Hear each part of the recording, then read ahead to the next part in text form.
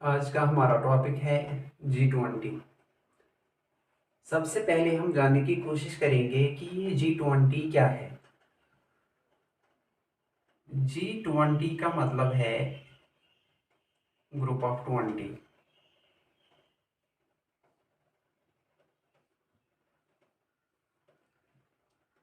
G20 एक international forum है। किसके लिए? For economic cooperation. इससे पहले G7 का ग्रुप था। G7 G7 में डेवलप्ड नेशंस ने, डेवलप्ड कंट्रीज ने एक ग्रुप बनाया था। उसका नाम दिया गया था G7। कौन कौन से मुल्क G7 में थे? G7 में यूनाइटेड स्टेट्स ऑफ अमेरिका था, यूनाइटेड किंगडम था, फ्रांस था, इटली था, जर्मनी था, कनाडा था और जापान था। ये सभी डेवलप्ड नेशंस थे। उन्होंने एक ग्रुप बनाया था इकोनॉमिक कोऑपरेशन के लिए, क्योंकि हम जानते हैं कि डेवलप्ड नेशंस का ग्रुप होगा तो वो अपनी इंटरेस्ट्स के बारे में बात करेंगे और अंडर डेवलप्ड या डेवलपिंग कंट्रीज के बारे में कम सोचते हैं। इसलिए जो एशियन फाइनेंशियल क्राइसिस हो गए हैं, उसके बाद नेशंस ने एक ग्रुप बनाया है डेवलप्ड नेशंस के साथ। उस ग्रुप को हम G20 कहते हैं।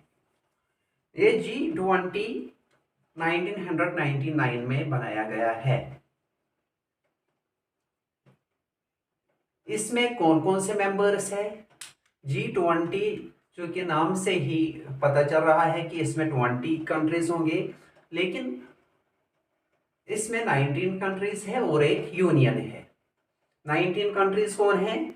19 कंट्रीज हैं Argentina, Australia, Canada, Brazil, Mexico, US, UK, Japan, Indonesia, India और ममालिक हैं जो G20 के मेंबर्स हैं। और इसमें इसका मतलब ये है कि G20 में 19 कंट्रीज हैं अक्रॉस द ग्लोब और एक यूनियन है यानी कि यूरोपियन यूनियन।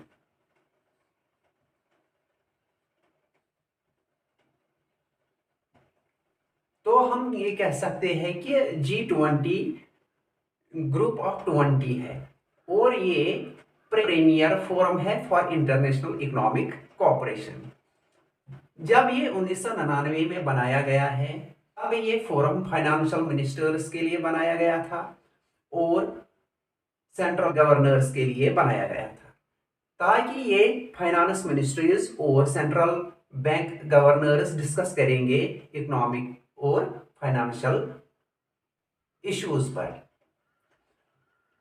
उसके बाद 2007 में ग्लोबल फाइनेंशियल क्राइसिस आते हैं। 2008 में इस फोरम को अपग्रेड किया गया है।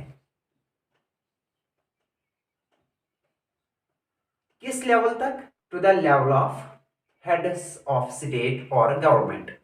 यानी कि 2008 के बाद इसको अपग्रेड किया गया है ताकि इसमें हेड्स ऑफ स्टेट या हेड ऑफ गवर्नमेंट भी शमूलियत कर सके और मुख्तलिफ इश्यूज को डिस्कस कर सके। सो इन 2009 it was designated as premier forum for international economic cooperation। ये जो G20 के जो मेंबर कंट्रीज हैं, G20 के जो मेंबर कंट्रीज हैं, मेंबर कंट्रीज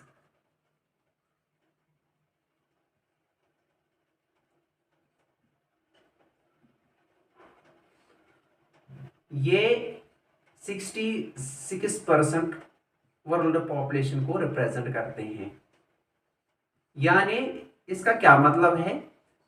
इसका मतलब ये है कि अगर हम मान के चलेंगे कि पूरे दुनिया में 100 अफराद हैं, उन 100 अफराद में से 66 पर्सन्स इन ही 20 कंट्रीज में हैं।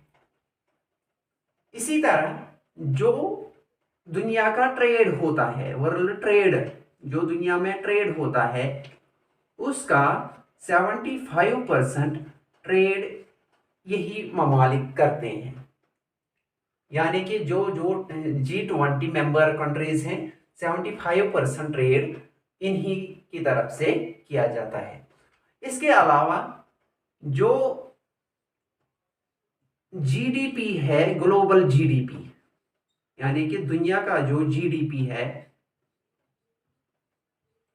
उसमें से 85% यानी कि 85% यही ममालिक के पास है। इन्हीं ममालिक के पास 85% ग्लोबल जीडीपी है।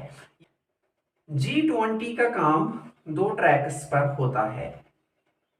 Number first track is called financial track, financial track.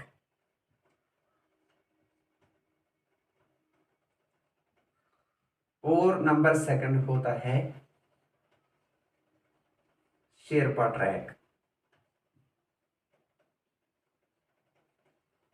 Financial track में फाइनेंशियल मिनिस्ट्रीज और सेंट्रल बैंक गवर्नर्स फाइनेंशियल और इकोनॉमिक इश्यूज पर बात करते हैं।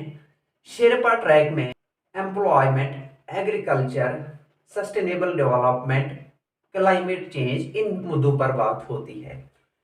सबसे पहले हम शेरपा को समझने की कोशिश करेंगे कि शेरपा का मतलब क्या है।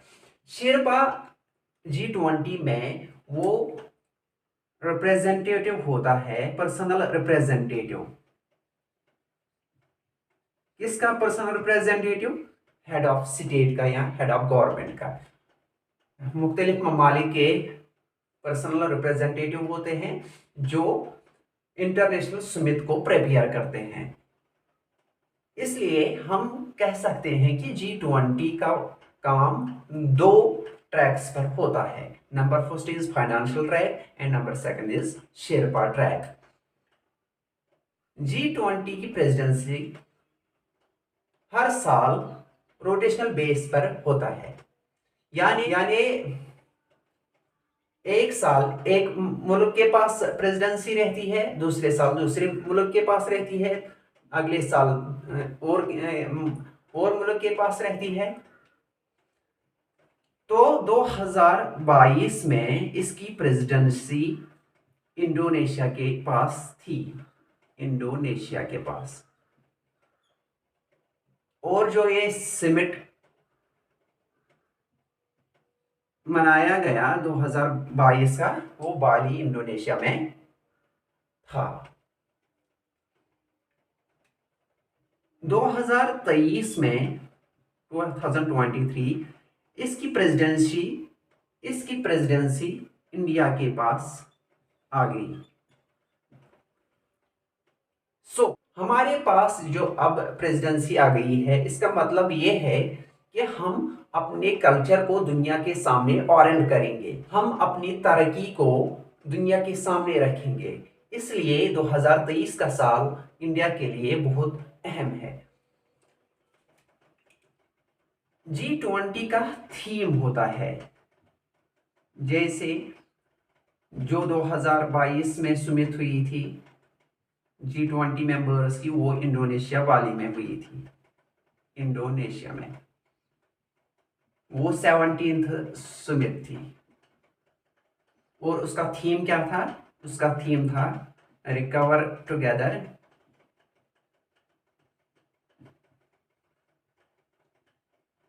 Recover stronger.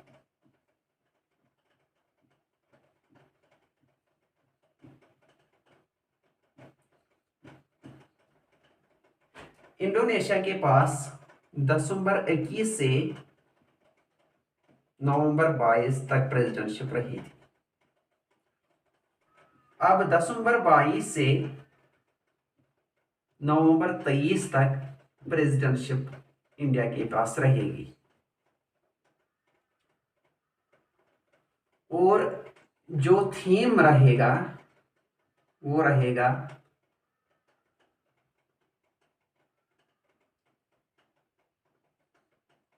वसुदेवा कुटुंबकम, कुटुंबकम। ये 2023 का थीम है, जो कि 18th G20 समिट है। जो इंडिया का थीम दिया गया है वो है वसुधैवा कुटुंबकम। इसका मतलब क्या है? इसका मतलब है वन अर्थ,